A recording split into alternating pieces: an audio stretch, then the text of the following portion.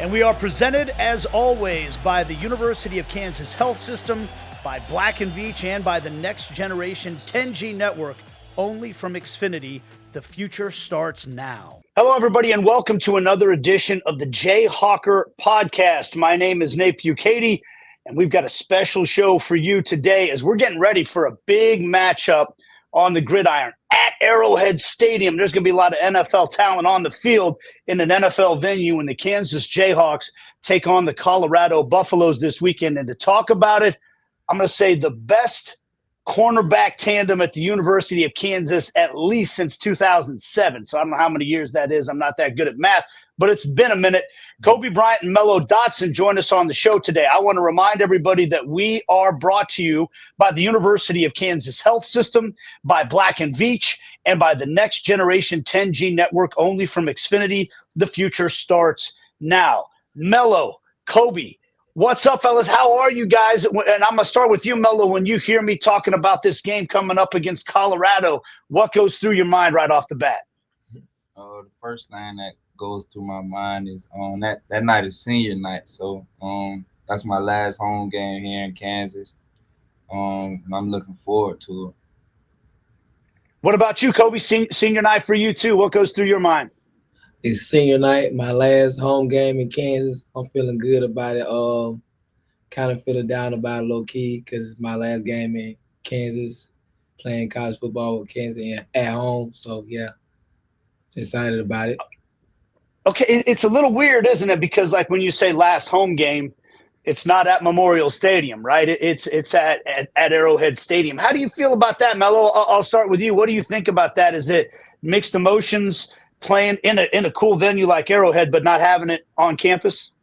I mean, the games at Arrowhead been good. The fans been traveling well, so I'm not really down about it. I wish it was at our stadium, but unfortunately, it's not. So, just gonna continue to play with the fans who do travel out there and have a good show for them. What about you, Cobee? Well, I'm not agreeing with Mello. I'm low-key mad that I'm not playing in the new stadium.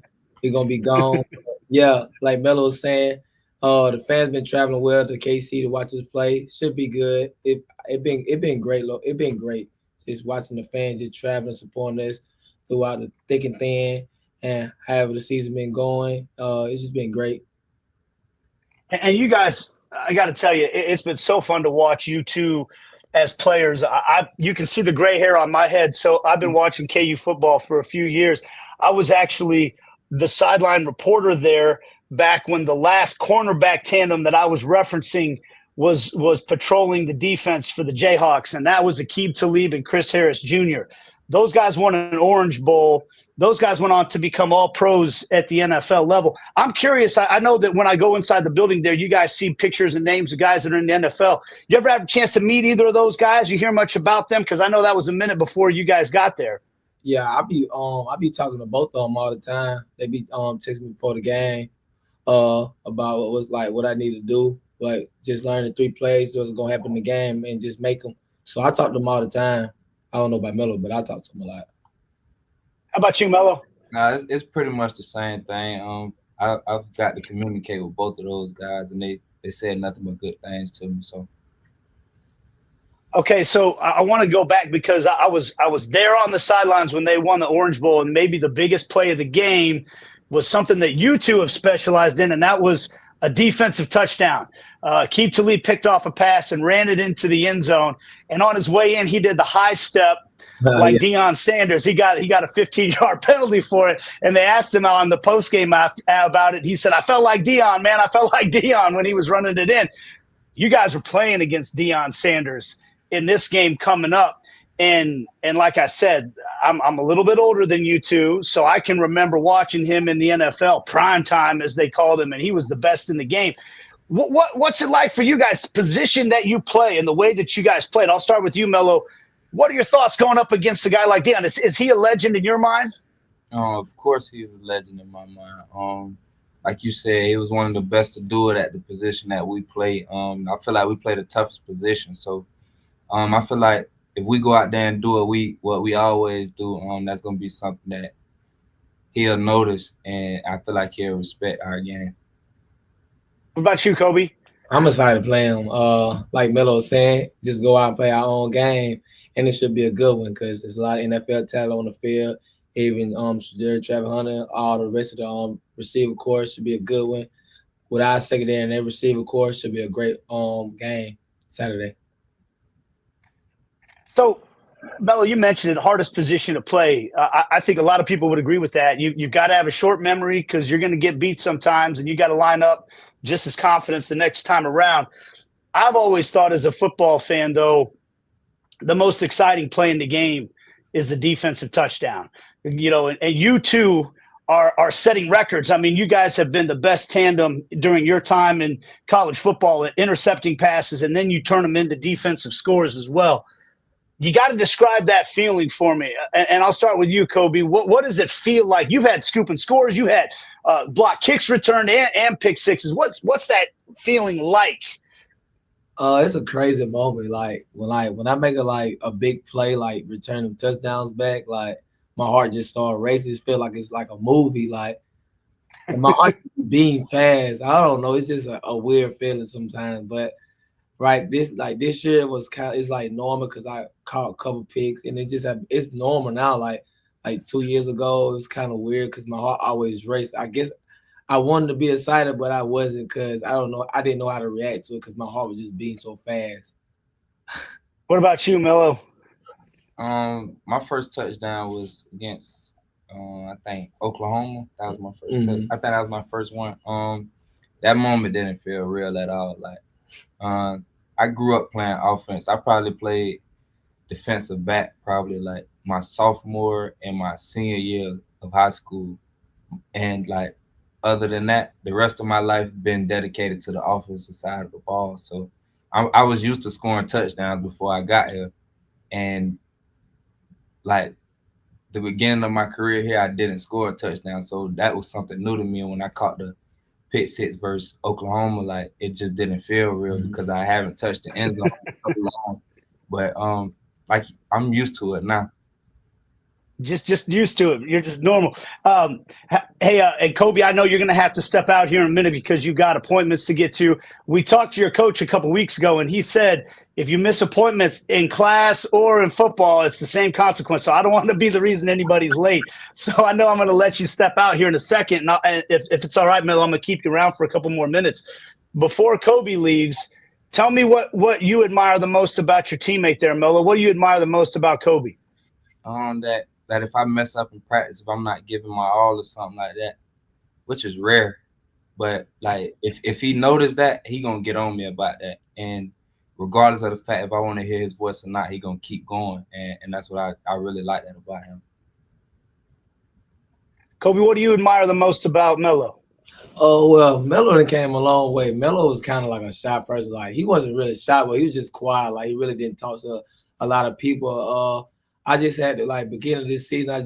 We had a little talks about like we had to be a leader. You need to talk to the young guys and just have the young guy prepared. So when we leave to go to NFL, the young guys know like what to do when we gone, so they won't have to start back over.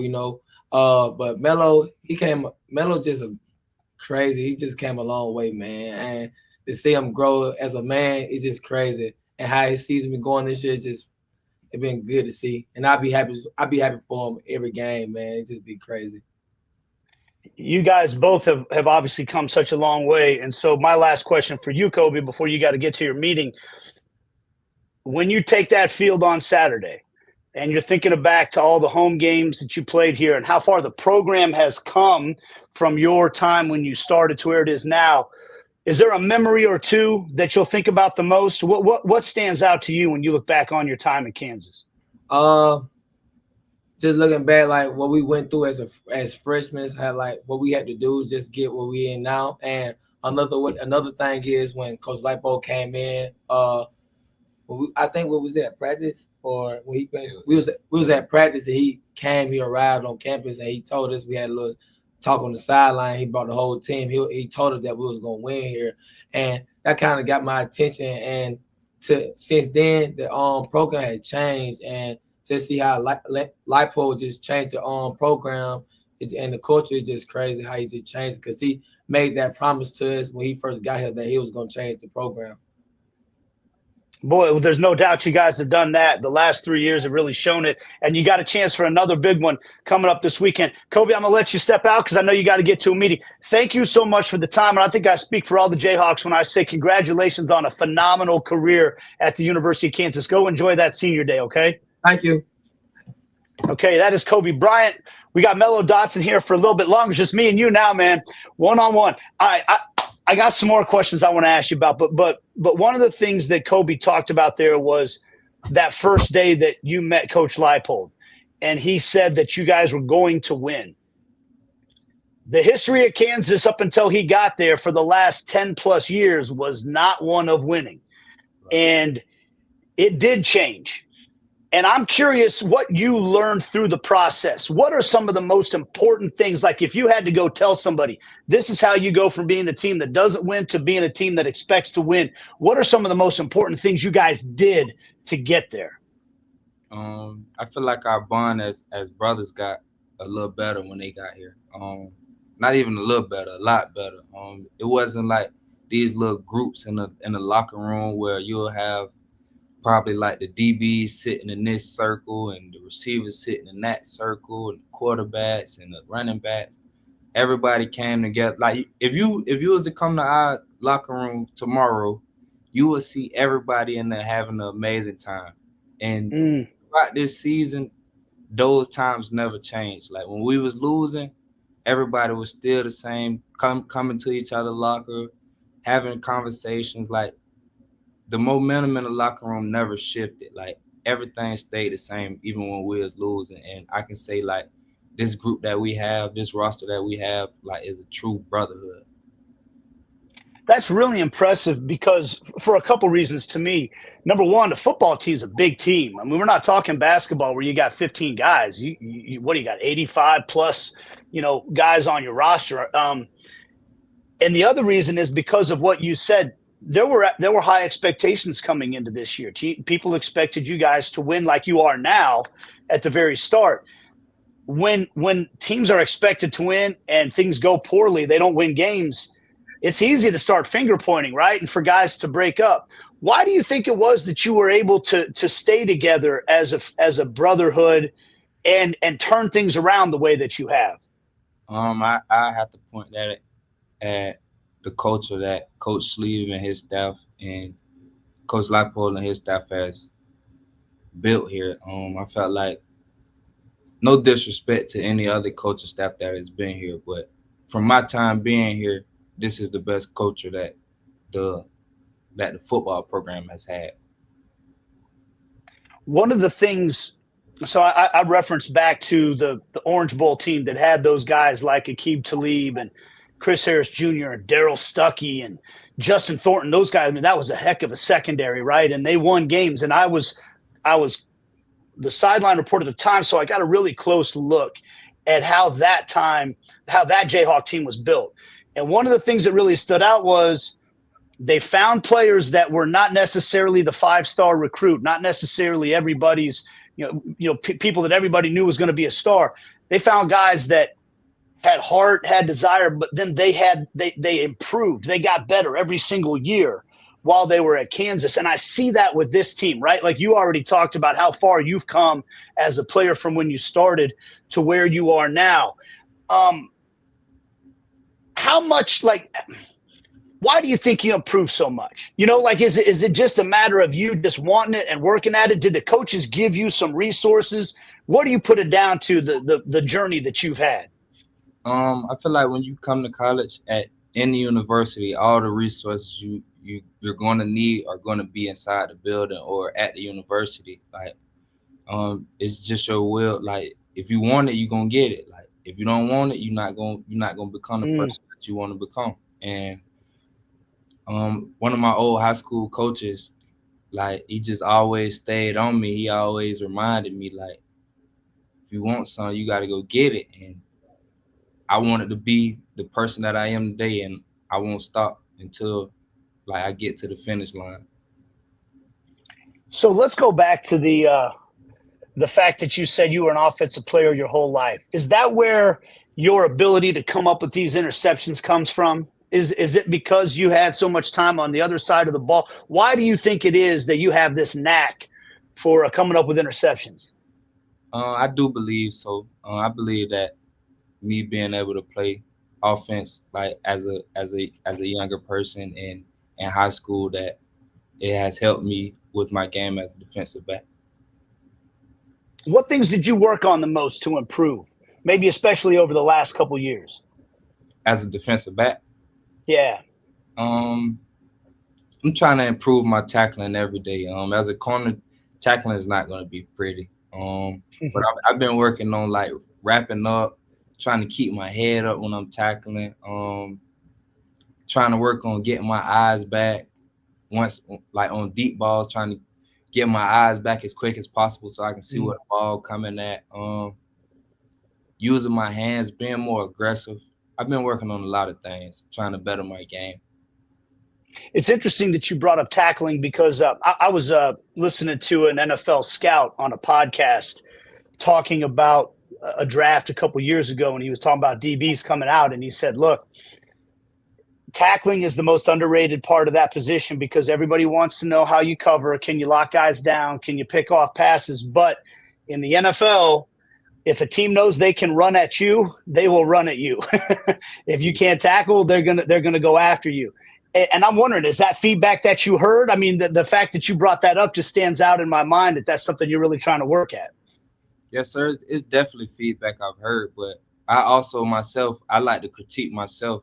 So like, if like we play Baylor next week, not jumping ahead or nothing like that, but if I see that they send their running back on like stretch plays to my side of the field, I got to show up in the run game and help my team. So it's just something in my game that I know I need to work on. I'm going to continue to work on, whether I get drafted or not. Like, that's something I need to work on. I need to get that fixed, so I'm going to keep at it. Okay, so we're visiting with Mello Dotson, and I want to talk to you a bit about the journey as well.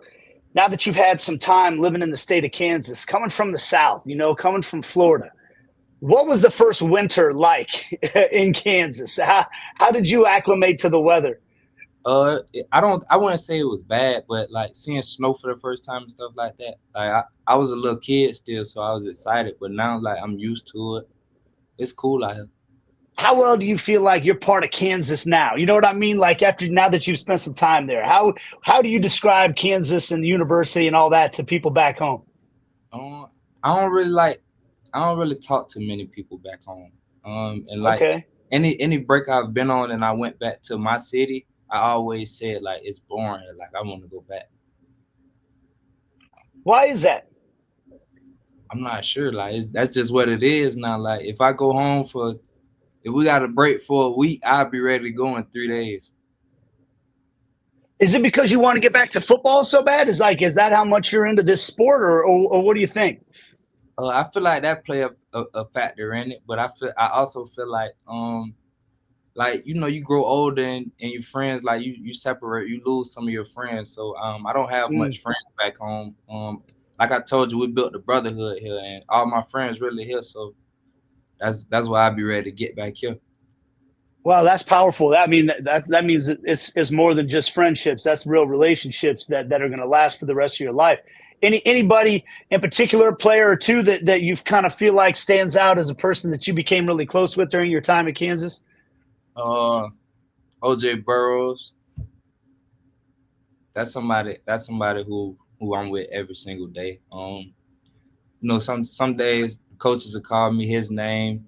They'll call him my name. That's how much we together. Is that right? What is it about you two that you hit it off so much? I don't know. Like when I first met OJ, he was quiet like me. Like, and he liked to stay to himself also. So I think that's how we built our bond. We two people who like to stay to ourselves and just chill and listen to music and stuff like that. We just sit in the house and chill. What music are we listening to? He like Lil Papa. I like NBA Youngboy, and we both like the same exact music. So I think that's why we get along. Okay. So is that you guys got like the same playlist when you're getting ready for the games? You're like, what's on the playlist when you're getting ready for your game? pretty much the same exact thing. Literally. Yeah. The same exact thing as him, or is what you just told me, NBA YoungBoy? Like anything he got in his phone, I got in my phone. Gotcha. Well, hey, Mello, before we wrap things up, I just want to say that it's been a real joy getting to watch you play at the University of Kansas. You've had so many highlight reel memories that you treated the fans to, and listening to you talk about the camaraderie that you have with your teammates and how much that means to you guys is something I think that as Jayhawk fans ought to give people real hope that this is the type of thing that's going to keep rolling even after you're gone, right? Do you feel that way? Do you feel like this thing is headed in that direction where you're going to hand it on to the next guy and it's just going to keep going in the right direction? Of course, like Cobee mentioned before he left, speaking to the me and him speak to the young guys every day, and those are young guys who look up to me and Cobee and who listen to anything we say, and they know we won't lead them the wrong way. So if they see us doing something, I know they'll do it if it's the right thing, which we always doing the right thing. We're not on any list or anything like that, but those young guys, they listen. And when I was a young guy, I stayed in my corner. Like, I listened to what the older guys said, but like, it wasn't everybody didn't do that. But I feel like all the young guys who are behind me and Cobee, they sit in the same exact room right here, and they listen, and they watch our mistakes, they watch the good things we do, and I know they'll follow in our footsteps. Well, it certainly makes me optimistic for the future, Mello. I know, hey, and this game on Saturday is not the last game. It's just the last home game for you. And, hey, you win a couple games. We're talking about a bowl game again, too, which is still in front of you guys as well. So I want to wish you the best of luck. I want to congratulate you on a tremendous career at the University of Kansas. And go get those Buffaloes on Saturday, all right? I appreciate you. That is Mello Dotson. He and Cobee Bryant, they basically have all the records when it comes to the most interceptions as a tandem in college football this year and throughout their college careers, and when it comes to pick sixes and defensive touchdowns and all that, and it's been great to talk to them today. We're going to be back to wrap things up on the Jayhawker Podcast right after this. You scroll, tap, swipe, text, call, and do a lot more on your phone. None of us can fathom life without all the world's knowledge in our pocket. We use phones for just about everything. But when it comes to doing the bigger things, like streaming, gaming, and working, you shouldn't be limited to just your phone screen or mobile plan. You see, millions of Americans don't have home internet. They're forced to do everything on their phone or through their mobile service via a hotspot. Or they go to public spaces and use unsecure Wi-Fi, which can be problematic when dealing with personal or sensitive information. You deserve reliable home internet to fit your life and your budget. And right now, Internet Essentials Plus from Xfinity is free through the Affordable Connectivity Program. Get unlimited data and equipment included with no annual contract. Go to Xfinity.com/free to see if you qualify. Restrictions apply. After program participation ends, Comcast standard charges, taxes, and fees apply. May not be combined with other offers. I had this patient. His cancer treatment had him in the hospital for a while. One day, he was telling me about his grandson and how a big night was coming up for him. So we arranged to make it a big night for my patient too. I sometimes wonder if I'm doing all I can. Then I help make a moment like this possible, and I know I am.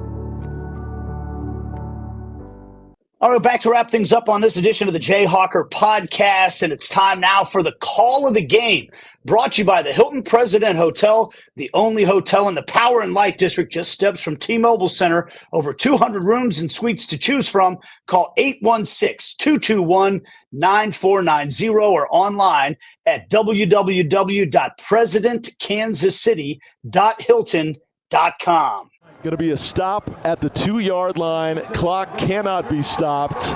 And the Kansas Jayhawks are going to win this football game. The final 20 seconds will drip off the clock. And for the first time in nearly 30 years, the Kansas Jayhawks will win a top 10 road game. A top 10 takedown the size of these Wasatch Mountains.